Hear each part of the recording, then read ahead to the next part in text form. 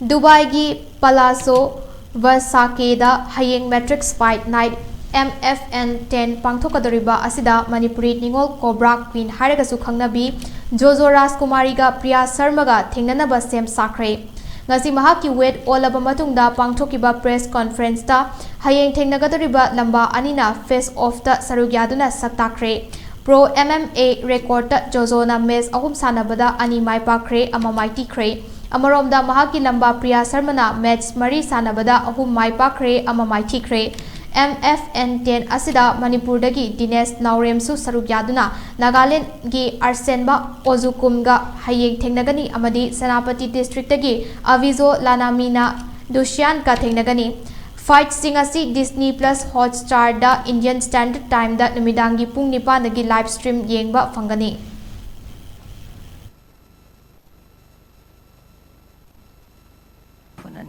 Yeah, she would like to get a title shot by latest by MFN